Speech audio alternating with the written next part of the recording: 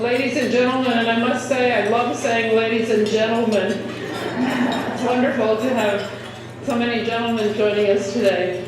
This is our 501 Economic Club of New York meeting. I'm Marie-Josée Kravis, the chairman of the Economic Club of New York, and then I welcome all of you here today to what is a very important point that we will discuss today: women in business, but mostly return on investment. This is our second conference on women in business. Last year we focused largely on gender equality, participation in corporate leadership, boards, and this year we really want to hone in on a very specific issue, the issue of women and investment, access to capital, access to growth capital, and the ability of women to not only start companies, but also to scale companies. So whether you're from the private equity world, asset management, venture capital, or you are entrepreneurs, we welcome your ideas and thoughts and hope that you'll engage very vigorously in our panel discussions. We have 30 outstanding speakers who will participate throughout the afternoon in these discussions, and we encourage you to engage with them as vigorously as possible. Now, I must say that today would not have been possible without the tireless work of three women. Phyllis Yaffe, who's the Consul General of Canada, my country of birth.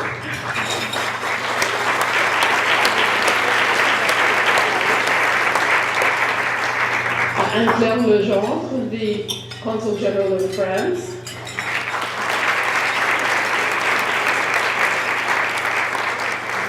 And of course, the one and only Barbara Van Allen, the President of the Economic Club of New York.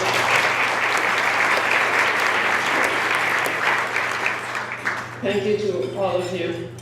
And to kick off the day, we couldn't have found a better speaker, a more inspiring and compelling speaker than Indra Nooyi, a fellow Economic Club of New York board member, and the just retired chairman and CEO of PepsiCo.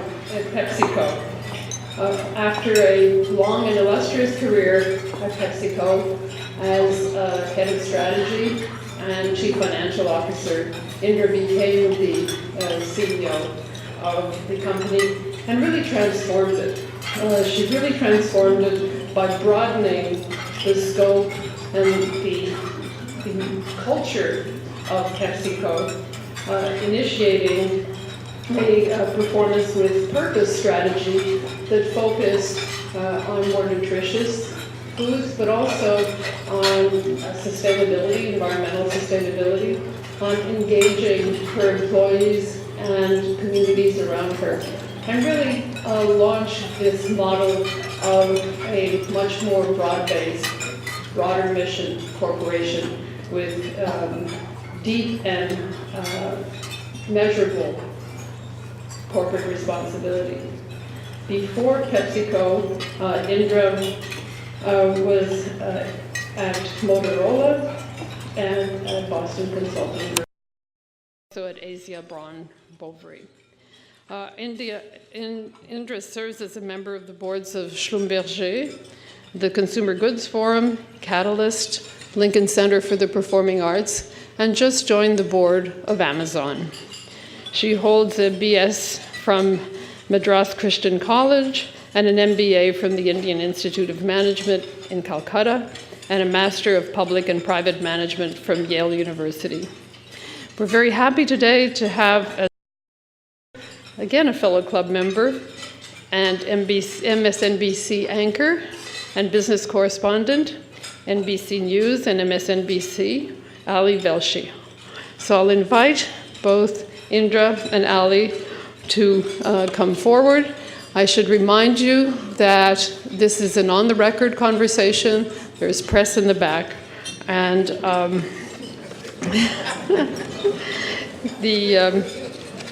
press in the front too. And press in the front also.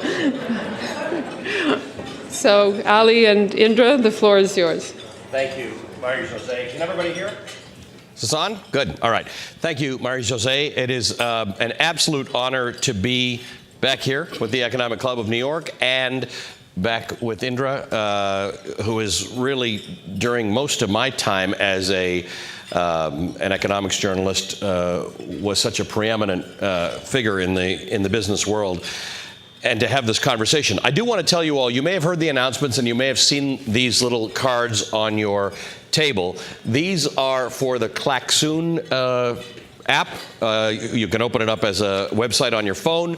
It tells you how to do it.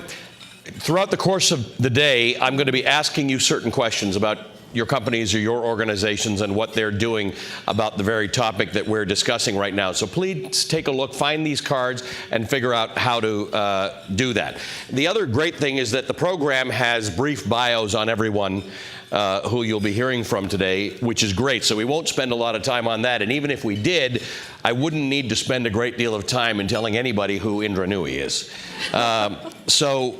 First of all, thank you for the great work that you've done. You were, in 2018, one of 25 women CEOs of Fortune 500 companies, one of 7 women CEOs of Fortune 100 companies. When you look back to when you first became the CEO, or even when you were a senior executive at Pepsi or at Motorola, what does it look like has changed? Are we definitely in a better place? Are we not clearly in a better place? What do you think when it comes to women in executive offices? So first of all, let me add my thank you to the Economic Club of New York, the Consul General of France and Canada for putting on this program. I think it's an important discussion to be had, and it's interesting because it's International Women's Day, and around that, we've had so many discussions on this topic, but this meeting is a different angle and a different take on the meeting, so it's a pleasure and a privilege to be here. So I became CEO in 2006, and I was president from 2000 to 2006. And I must say, between 2000 and 2006, there was almost nobody that was female in meaningful C-suite positions.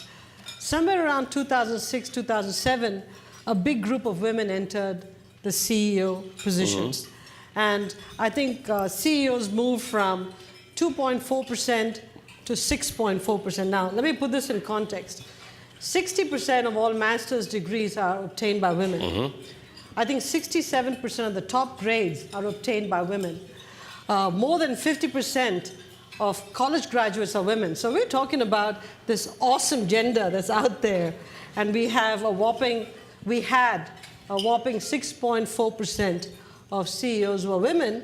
But then a big class retired in 2017, 2018. So we're now down to 5%.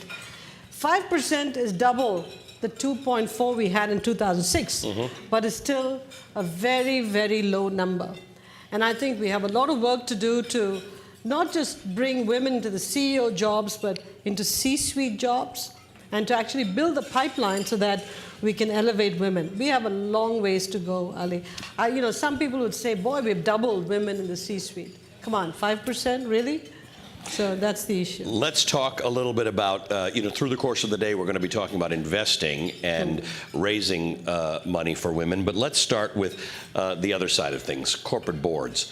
On average, corporate boards in the United States are about 20% women. There are 12 Fortune 500 companies with no women on their boards.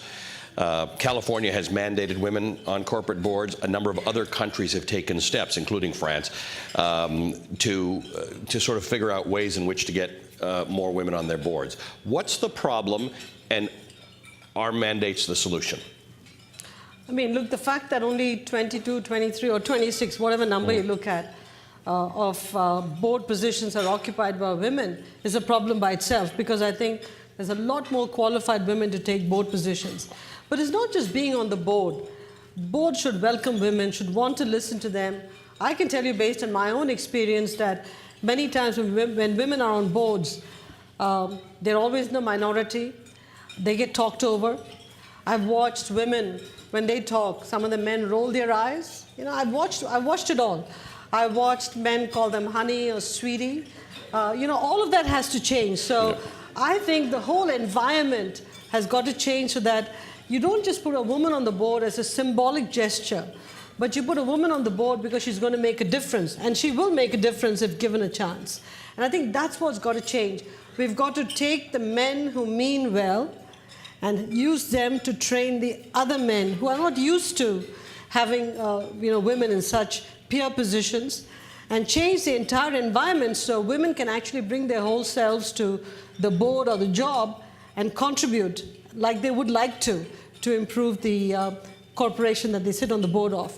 So I think investors have a major role to insist that companies do put women on the board, because any statistic you see, any statistic, any which way you cut it, companies with more women on boards, 25, 30, 40% of women on boards have better innovation performance, have better earnings performance, have better cash flow performance. The big difference is that I think when women are on boards, companies focus more on the duration of the returns. When women are not on the boards, they focus on the short-term level of returns, which always goes down over a period in time. So I think women care more about, I'm making a generalized statement, but bear with me. I think having women on boards actually builds more sustainable, strong enterprises over time. It's just that you have to internalize those statistics and buy into them. So let's talk about who changes that. When there are various pressure points, including the Me Too movement, but when it comes to women on boards or in governance positions in corporations, where is that change going to come from most effectively? Is it CEOs? Is it existing boards? Is it organizations like this? I mean, investors. I think investors have changed so much in companies, whether it's divesting themselves of companies that didn't meet certain investment criteria, whether it's forcing certain metrics on ESG, which is still in its early stages. Investors have a big say because they can vote with their money. Mm-hmm. On the other hand, if you start voting with your money on every issue, pretty soon you won't have much to invest in. So I think we've got to be practical. I think we've got to start with CEOs and boards in particular, which then brings us back to how do you have enlightened boards? Because if you have a board that is just not as enlightened as they should be, we have a problem. So maybe investors should hold boards accountable first so that you churn the board to get the right people on the board. But having CEOs accountable for gender diversity, leading to pay parity and then gender parity at some future point, is a long-term journey. It's a long-term journey. Because if you're going to build that sort of an enterprise, you've got to invest to build the pipeline. You've got to invest to bring women to the forefront. And everybody should be patient that this is something that's good for the enterprise long-term, maybe an investment in the short term, the right investment in the short term. How do you think about, or how do you articulate or think about the ROI on these issues of either getting more women onto boards or more women into the pipeline for C-suite offices? How do you make that argument to a board and ultimately to investors? So this is the one that puzzles me the most, Ali, because if 60% of the master's degrees are being obtained by women, and some of the best grades are being gotten by women, 70% of buying decisions are made by women, why would you not want to incorporate all these women into your organization? Because if they don't come in large numbers into your company, you're actually drawing from a smaller pool. And by definition, that smaller pool is not that great because they didn't get the top grades. Remember the mathematics? So if you really play this out, even before all kinds of statistics are put out, you know that if you employed the best and the brightest, your returns have to be better. Simple maths. On top of that, you can go to Catalyst or you can go to anybody. They've done the analysis on companies with 2 or more women on the boards and companies with a large number of people in C-suites. They perform way better than companies that don't have these numbers. So the numbers are there right in front of us. The math that leads to those numbers is also there.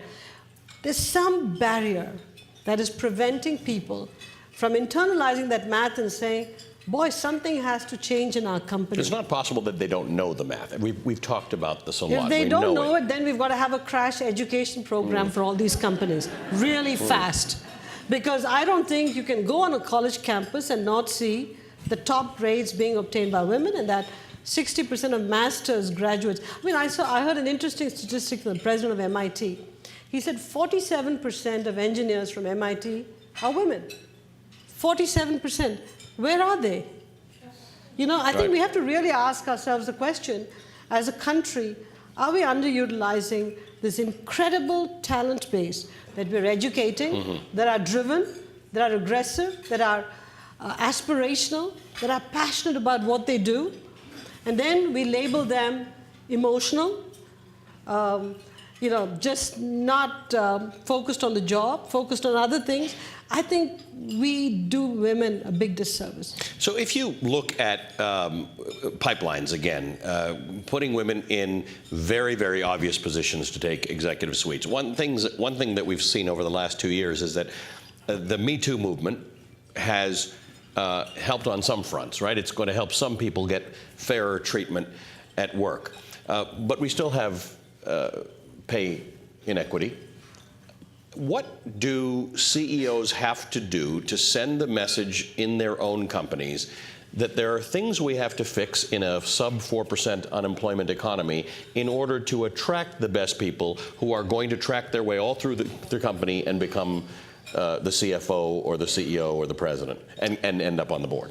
I think it's a very complex issue, Ari. It's not a simple one, and there's many areas that need to be addressed. First, we talked about, I mean, there's got to be a commitment.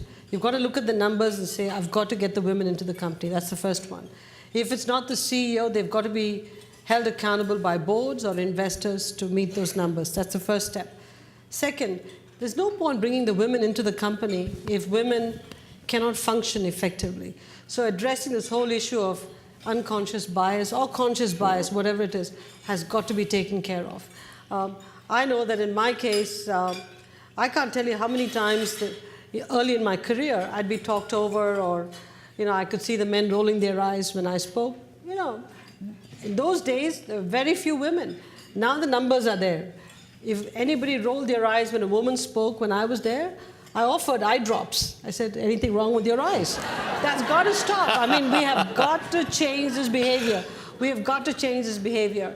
And if a woman gets talked over, stop the meeting and say, hey, can she finish?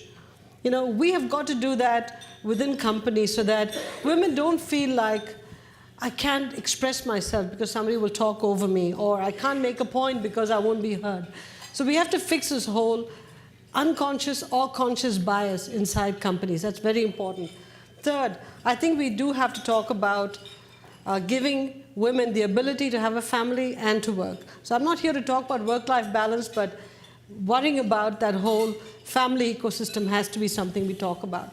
The fourth is, how do we give women the right jobs? You know, women occupy 45% of HR jobs. They have more than normal representation in general counsel or administrative jobs. How do you put them in line positions? Because even today, line positions are considered sort of more a men's job, and staff positions are considered women's jobs. How do you make it work for women to have these operating jobs? And finally, if 45% of HR jobs are held by women, how do you hold those HR people accountable to make sure that women have pay parity for the work they do with the men? So I think there's a lot of steps that we have to take, and it's important that we march through those steps as opposed to expecting that you put out a mandate for parity of women or 100 CEOs by some day and it's going to happen. It has to be very systematically built. Let's talk about the eye drops thing for a second. How many people in this room have been in a board setting or an investment setting or a job setting and have witnessed some form of what Indra just described, women or men? How many people have seen somebody discount a woman in a room? I have. And Indra, I think some of it's deliberate and some of it's cultural and some of it is inadvertent from people who don't know what they're supposed to know. How do you, the eye drops is an interesting one. How do you do this in a way that allows perpetrators of that behavior to understand it's not acceptable? So you can't call them out there all the time, because then it looks like you're picking on people. You just have to take them out and have a conversation post the meeting, then figure out what kind of training to give them. Because honestly, sometimes I feel like they don't even know they did it. It just happens as, society, they've done it in their muscle social memory. life, and they just do it intuitively or instinctively. I think it's training, retraining till you get it right. And then if you don't get it right, then you've got to go find a job someplace else, because you're not good for the environment and the company, because it's not aligned to the objectives of the company, which is, bring more women, build diversity. But it's not just diversity, it's diversity and inclusion, because if they don't feel included, it actually thwarts your agenda. And in a low unemployment environment, that's a big problem for a company. Critically important, yeah. The issue of unconscious bias, where in a company like Pepsi did you see it most? Is it a hiring issue? Is it a promotion issue?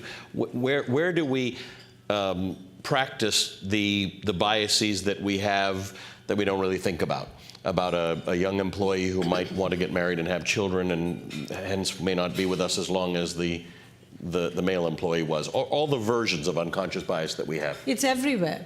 And I have to give a lot of credit to my predecessor, Steve Reinemund, because when he took over as CEO in 2000, he said that I'm going to put a scorecard in that is so rigorous. I'm going to get the numbers in for diversity, because if I don't have the numbers, I can't put the programs in place to really change behavior. So he put a scorecard in which said, I want parity hiring, parity promotion, and parity turnover, meaning if too many women leave, I'm going to start asking the question, why are more women leaving? Hiring, I want parity in hiring, parity in promotions. So it actually penalized people who didn't execute on the scorecard. And some people, complained that Steve shouldn't have put a scorecard in. It actually led to some bad behavior. I don't believe that. What Steve did was brilliant, because he said, let me put that scorecard in for a few years. I'll get the numbers in. Once I have the numbers, I can now train a larger group of people to change behavior. So in many ways, I stood on the shoulders of Steve, and I could build on what he did. If you don't have the numbers, trying to change a culture with 4 and 5% women in the C-suite is not going to happen, because a large number of meetings are still going to be without women, and the one woman who's there ends up behaving like a male, because you gotta in order to fit in. Okay, I've been there. I'm sorry. You just talk sports language and you high-five people and you carry on. You have no choice. So that's an interesting question, because when you become the CEO of a major company, statistics indicate that your successor will not be a woman. As a woman, if you become. So the point is, you are now either going to do the thing you have to do to continue with the way the company has been run and has performed, plus you have to make any necessary changes that you're only going to make as a woman, and you've got to face the reality that once you're out, some of the sensibilities you bring as a woman may not be represented in that executive office for some time. That's a lot of pressure on a woman in an executive position, because you've got to some degree, represent the cause while not doing any damage to the company in the short term, and understand that the cause may not be continued after you because somebody may not have those sensibilities. Look, if it's a cause and it's something that's a program just for my tenure, that's a problem. But if I did my job right, I inculcated this knowledge in the company which said that 60% of master's degrees are obtained by women, more than 50% of the best grades are obtained by women. If you want the best and the brightest, especially for a company like PepsiCo, where 85% of the buying decisions are made by women, if our company does not reflect the face of the consumer, we have a problem. So I hope long after me that spirit continues. Now, the criticism I've gotten was, why were you not replaced by a woman? Okay, which, I tell you something, I thought about that a lot, because I was developing women as we went along. Here's the sad part, because we're such a huge company, $63 billion in revenue, $150 billion market cap. When women bubbled up to sort of CEO -2, they get pulled out to be CEO of a smaller company. So where I feel decent is that there's at least 5 companies out there with PepsiCo women alumni as CEOs. But I want them back in PepsiCo. You see, that's the problem. We want them back in PepsiCo. So I don't know how to address this issue on hold on to your women, don't tell anybody you have them until they're ready to become CEOs. You can't do that. There are headhunters who do nothing but look for women executives, especially for CEOs of small and mid-sized companies. And we've given up a lot of women to become CEOs of small and mid-sized companies, which I feel good about. You're building an ecosystem. You're contributing to it. Building an ecosystem, but I'd like them to have been a CEO at PepsiCo or a CEO candidate at PepsiCo. When talking about ecosystems, you brought up the family ecosystem. So I want to understand from you the degree to which that works against women becoming senior executives and CEOs of companies within the construct. And I'm glad that we have our sponsors from France and Canada here, because America has some lessons to learn on this front when it comes to family leave, paid family leave, maternity, and childcare. These things really trip women up on the way up.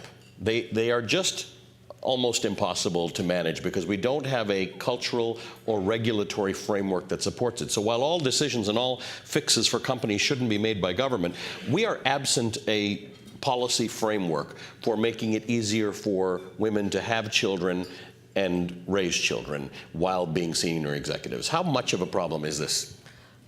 I mean, it is a real issue. I don't know about a problem. It's a real issue because having a kid, raising a kid is a full-time job. Being an executive is a full-time job. And if you think about the pyramid, that sort of narrows as you go up. And every company being on a productivity regimen today and technology forcing you to be a lifelong student, you're being a student at the same time that you're trying to move up this pyramid and you're trying to keep a family going and have kids. It's a pretty tough balance. And I say it's not just for women, it's for families, because in today's world with the Gen Zs, I think men are also participating in childcare. So I think it's a real family issue. And it goes to childcare, parental leave, flexible work hours. There's so many things that have to change in society so that we can get the 2.1 kids out of every family and have a large representation of women in the workforce, because only that combination works for the country in terms of moving ahead. And how we solve that is perhaps one of the biggest issues we have to reckon with over the next, not decade, I'm talking of the next 2 to 3 years. Yeah, I mean, in comparison to OECD countries, we're uniquely bad at this in America. We have room for improvement, yeah. I mean, I think the World Bank came out with a number putting us at 75th around the world in that particular issue just last week.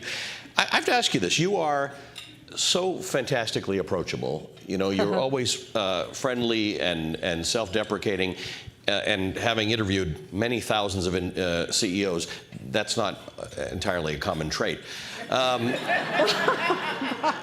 But what happens when you're in rooms with other Fortune 100 or Fortune 500 women CEOs? Is there a wink and a sign? Are you talking about those kinds of issues? Like, what kind of sisterhood exists? You know, it's funny you should ask, because since I stepped down, we've had 2 meetings of the retired women CEOs, about 8 or 9 of us. We've gotten together 2 times, and we're going to get together again.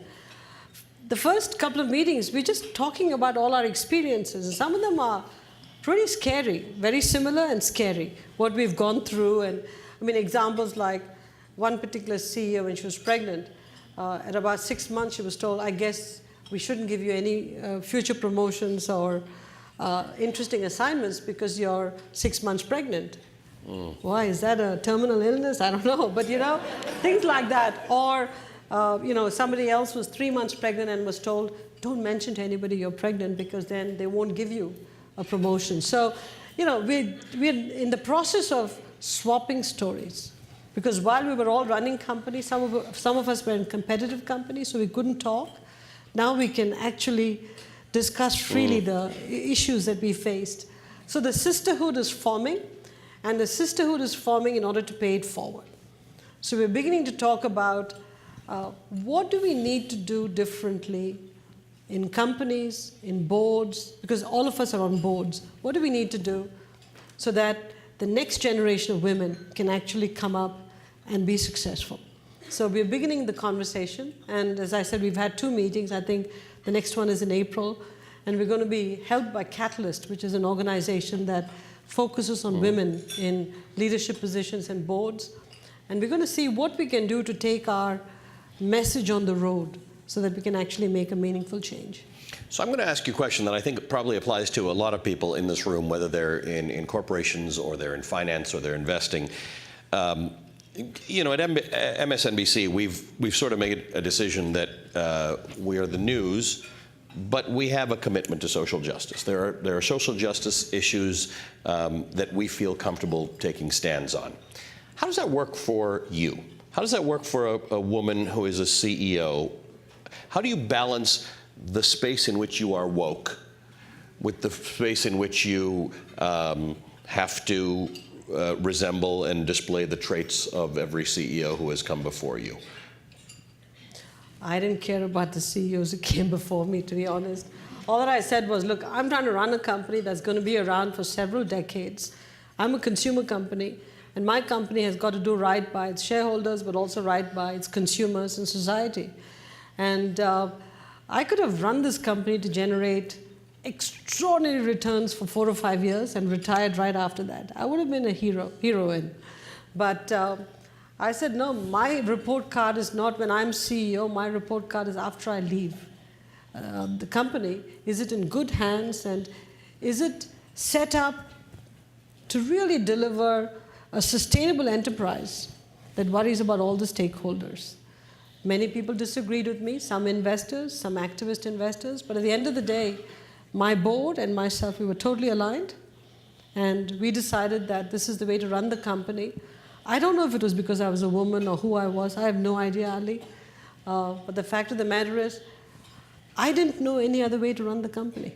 I just didn't. When you grow up in a water-distressed area and you see a Pepsi plant using 3 liters of water making a liter of Pepsi, that's not okay.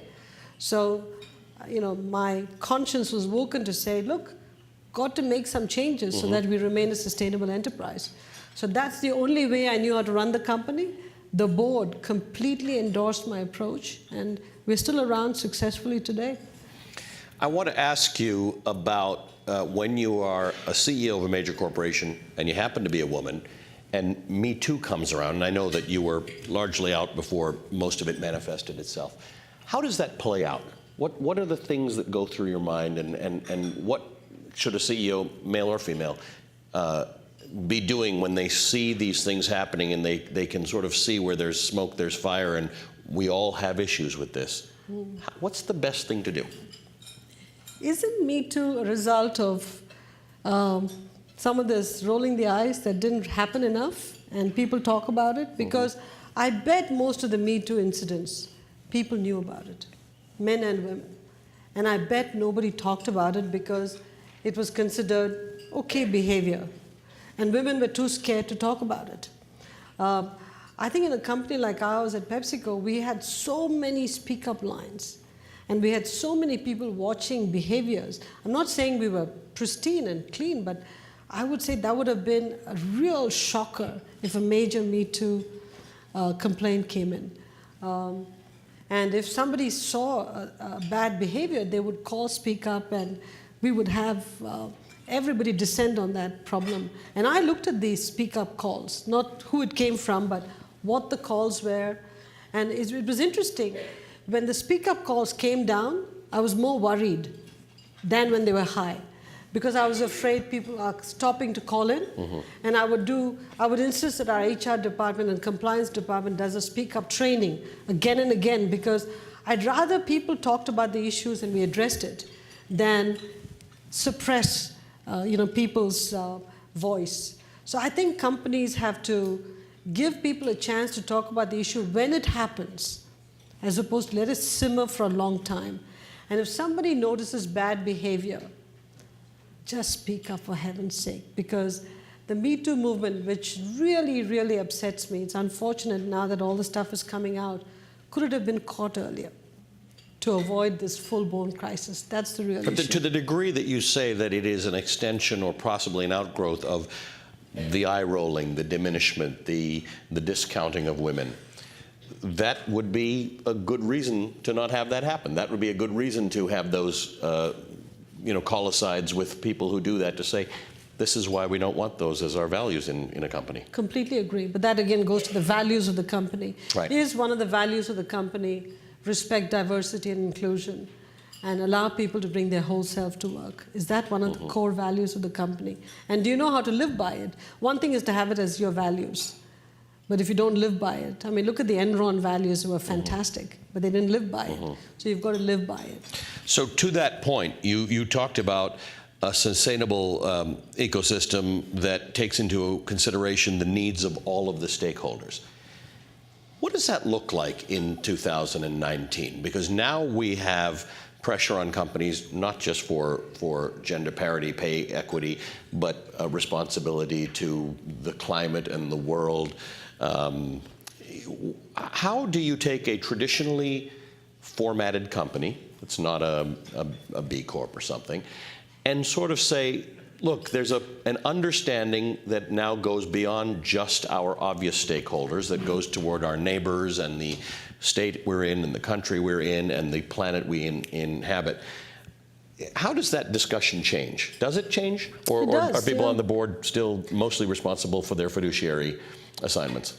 So this is perhaps one of the most important discussions which I hope you have over the next a few hours.